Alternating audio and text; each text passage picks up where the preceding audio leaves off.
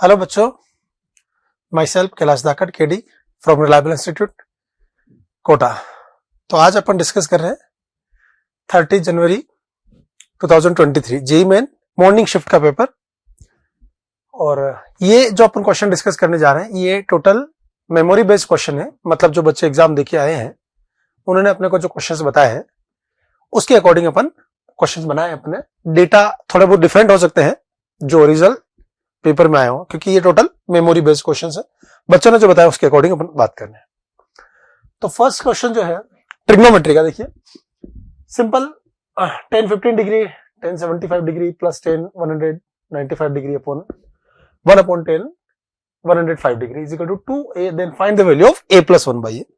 अपन जब ट्रिग्नोमेट्री पढ़ते हैं तो अपन बार बार बोलते हैं कि आप नॉर्मल जो एंगल्स की वैल्यूज आपको याद रहती है 30 degree 45 degree 60 degree, apart from those angles आपको ये भी याद रखने होते हैं 10 में 15 डिग्री क्या होता है, 75 डिग्री कितना होता है, इवन 10 में अपन 22.5 डिग्री भी याद रखते हैं, 67.5 डिग्री भी याद रखते हैं।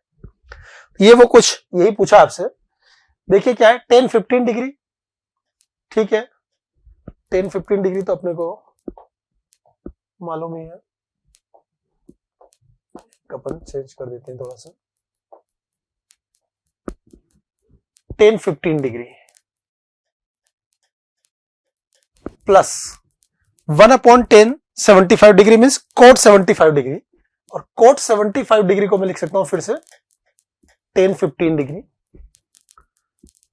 प्लस 10-195 डिग्री को अपन क्या लिखेंगे 10-180 डिग्री प्लस 15 डिग्री।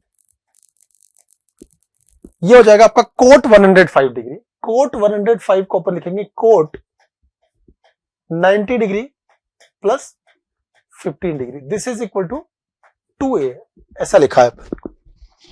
अब आप देखिए 10-180 प्लस थीटा होता है 10 थीटा, तो ये आपका बन गया 10-15 डिग्री।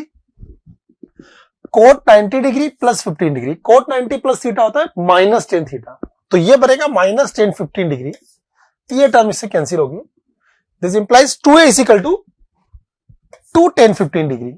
तो we can write a is equal to 10-15 degree.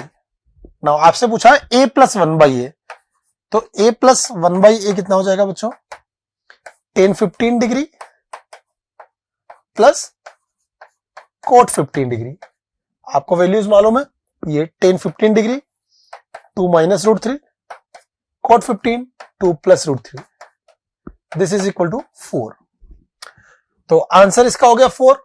अगर बाई चांस किसी बच्चे को 10-15 डिग्री या कोट 15 डिग्री याद नहीं है, साइन कॉस में कन्वर्ट करके एलसीएम ले लें, डायरेक्ट भी करना चाहें तो ये बन जाएगा 2 कोसेक 30 डिग्री, एंड फिर कोसेक 30 डिग्री तो आपको मालूम होगा इसी 2, तो वैसे भी आ जाएगा 4। डायरेक्ट वैल्यूज मालूम है तो 10-15 कोट 15 की वैल्यूज आप नोट कर लें। तो ट्रिग्नोमेट्री से ना इजी क्वेश्चन है, बन सकता है, मतलब आप इजीली बना सकते हैं, ऐसा क्वेश्चन है। नेक्स्ट वन,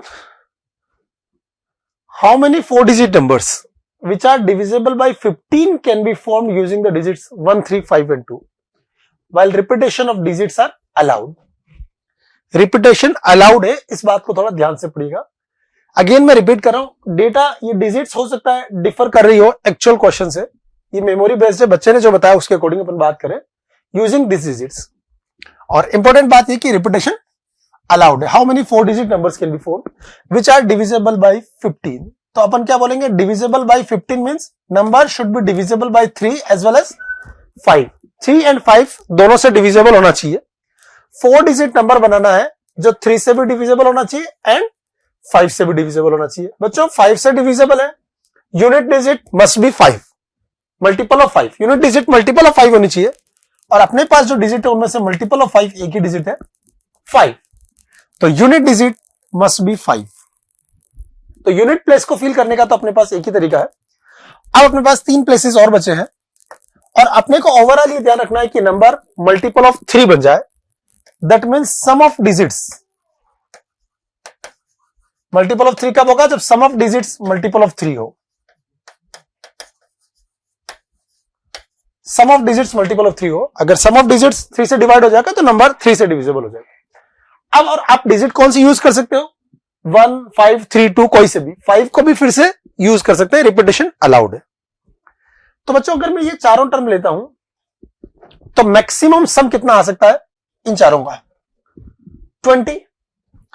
अच्छा ये 3 प्लेस बचे हुए हैं, ये सम कितना आना चाहिए इन 3 प्लेस का? 3 लैम्बडा प्लस 1 टाइप का। 3 लैम्बडा प्लस 1 आएगा, तभी ओवरऑल प्लस 5 करेंगे तो ये मल्टीपल ऑफ 3 आ जाएगा। तो ये 3 डिजिट्स का सम मल्टीपल ऑफ 3 प्लस 1 टाइप में आना चाहिए। तो क्या सम पॉसिबल है? तीनों डिजिट 5 लेते हैं तो मैक्सिमम सम पॉसिबल है 15। अब 15 तो 3 का मल्टीपल है, तो अपन एक पॉसिबिलिटी देख सकते हैं सम 13 आ जाए। सम 13 आ जाएगा, यहां पे 5 18, ओवरऑल 3 से डिविजिबल। 13 के बाद क्या आ सकता है? 10, देन 7, देन 4। 3 लैम्बडा प्लस 1 यही पॉसिबल है। अब आप देखिए सम 13 कौन से केस में आ सकता है? यूजिंग दिस 4 डिजिट्स, आपको कोई भी 3 डिजिट सेलेक्ट करनी अमंग दिस 4 एंड उन तीनों का सम आना चाहिए 13। तो आप क्या ले सकते हैं? देखो 13 के लिए एटलीस्ट 2 डिजिट तो आपको 5 लेनी पड़ेगी, क्योंकि 5 नहीं लेंगे तो सबसे बड़ी वाले को भी लेते हैं, तीनों तो 9 ही बनता है। तो 5 5 एंड 3, और कोई पॉसिबिलिटी 13 वाले केस में नहीं है। अब 10 वाले केस में देखते हैं अपन सम 10 कैसे आ सकता है यूजिंग 3 डिजिट्स। सम 10 आ सकता है, एक 5 ले लेते हैं, एक 2 और एक 3, और सम आपको 10 लाना है तो 5 2 के बाद आप क्या ले सकते हैं? और कुछ दिख रहा है? नहीं। 5 अगर अपन कम कर देते हैं या 2 को रिमूव करते हैं, और किसी पॉसिबिलिटी में सम 10 नहीं आ पाएगा आपके पास। अगर आप 5 को रिमूव करते हैं तो ये 5 रहेगा, नहीं आ पाएगा सम 10। ओके, सम 7 कैसे आ सकता है? 7 लेने के आप केसेस बनाइए, 2 2 3 1 1 5। और कैसे आप सम 7 ला सकते हैं? 1 लेने के बाद रिमेनिंग 6, तो 1 3 3 ऐसे आ सकता है। और कैसे आ सकता है? 2 लेने के बाद और नहीं आएगा। ठीक है, सम 5 कैसे लाएंगे अपन? 4, सम ऑफ डिजिट्स 4 आ जाए, क्या पॉसिबिलिटी है? 1 1 2, सम 4 आ जाएगा, और कोई पॉसिबिलिटी नहीं है। तो यूजिंग दिस आप इनको अरेंज करेंगे तो कितने नंबर्स बनेंगे टोटल, आपको ये काउंट करने हैं। तो नंबर इनको अरेंज करेंगे तो 3 फैक्टोरियल डिवाइड बाय 2 फैक्टोरियल, तो यहां पर आपके कितने नंबर्स बनने वाले हैं? 3 नंबर्स ऐसे बनेंगे जिनका सम 3 लैम्बडा प्लस 1 आएगा, लास्ट डिजिट 5 है, ओवरऑल मल्टीपल ऑफ 3 बन जाएगा। सिमिलरली इसमें भी 3 बनेंगे, इसमें भी 3, इसमें भी 3, इसमें भी 3, और यहां बनेंगे आपके 6। तो टोटल कितने हो जाएंगे? 1 2 3 4 5 इंटू 3 प्लस 6, 3 फैक्टोरियल बनेंगे ना, ये टोटल बन जाएंगे 21 नंबर ऐसे बनेंगे। अपने आंसर लिखा हो 21 numbers which are divisible by 15। तो ये थोड़ा सा कॉम्प्लिकेटेड था, कॉम्प्लिकेटेड इन द सेंस आपको एक एक केस कंसिडर करना पड़ेगा, डायरेक्टली नहीं होगा कि आप 15 से डिविजिबल है तो 5 से डिविजिबल तो आप तुरंत आइडेंटिफाई कर लेंगे यार यूनिट डिजिट 5 होनी चाहिए। लेकिन फिर जब बात करेंगे कि 3 से डिविजिबल है तो आपको सम ऑफ डिजिट्स 3 से डिविजिबल करना पड़ेगा, और उसके लिए आपको एक एक केस सोचना पड़ेगा। थोड़ा सा टाइम टेकिंग है, एग्जाम में अपन ऐसे क्वेश्चंस को अवॉइड करना चाहिए। अवॉइड मींस ये नहीं कि छोड़ दे, आप इनको सेकंड अटेम्प्ट के छोड़ सकते हैं कि बाद में करें, पहले उनको ट्राई करना चाहिए जो इजीली हो जाए, जिनमें इतनी कैलकुलेशन हो ना, वो थोड़े से बाद के लिए छोड़े अपन। नेक्स्ट क्वेश्चन आप देखिए, find the coefficient of x raise to the power 301 in the series 1 plus x power 50 plus this. एक सिंपल सा सीरीज लिखे हुए है, इसमें x की पावर 301 का कोएफिशिएंट लिखना है। आप देखें तो ये जीपी बन रही है। ऐसे क्वेश्चन अपन कैसे करते हैं? पहले सीरीज का सम लिख लेते हैं। तो सम ऑफ जीपी क्या होता है? N terms a into a means first term, आप फॉर्मूला लिख देता हूं मैं यहां पर, एस एन क्या होता है? a into 1 minus r raised to the power n upon 1 minus r, sum of n terms of GP. यहां पर देखिए first term common ratio x upon 1 plus x, then number of terms आप देखो जरा, 500 से फिर ये 500, तो यहां x की पावर 1 x की पावर 2, तो 1 से 500 मींस 500 टर्म्स, और ये 501 terms upon 1 minus r। Simplify कर ले, ये कैंसिल हो जाएगा, कितना बन रहा है 1 प्लस एक्स की पावर 501 माइनस एक्स की पावर 501। ये पूरा जो एक्सप्रेशन लिखा हुआ है सिंप्लीफाई होने के बाद ये आ गया इजीली। अब आपको इसमें पूछा coefficient of x raise to the power 301, तो आप जानते हैं 1 प्लस एक्स पावर n क्या होता है, summation NCR x power r।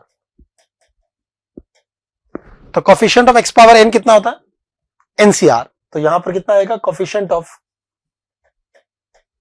x power 501, this is equal to 501 C 301। अच्छा, कोफिशिएंट ऑफ x पावर 301 पूछा आपसे,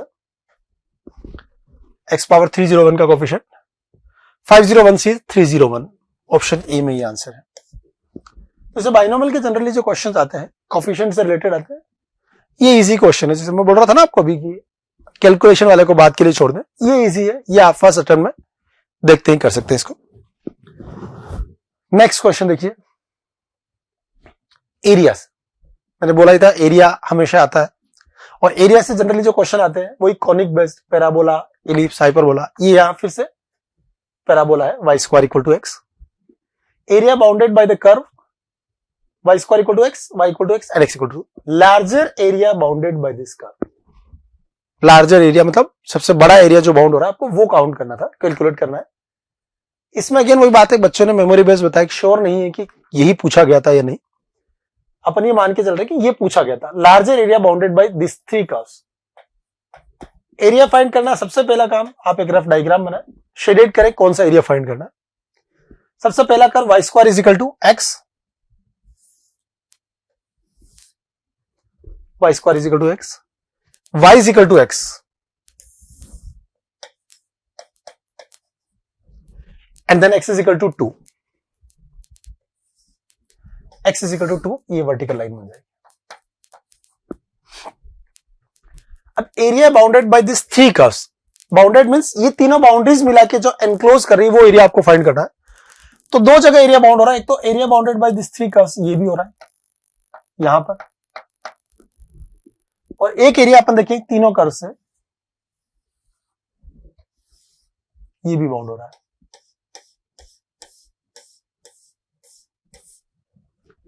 तो लार्जर एरिया की बात करें तो अपन ये वाला एरिया फाइंड करेंगे। अब कोई कहेगा ये हो रहा है, ये तो एरिया बस दो ही बाउंड्रीज है, इसमें x इक्वल टू 2 का कोई रोल नहीं है, तो ये एरिया तो बात ही नहीं कर रहे हैं अपन, इसमें x इक्वल टू 2 नहीं है।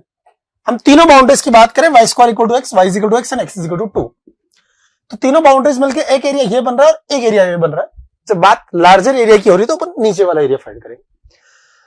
अब ये कैसे निकालते हैं, एक तो कुछ बच्चे यहां से ये इंटरसेक्शन पॉइंट वगैरह निकालेंगे, ऐसे कर लेते हैं।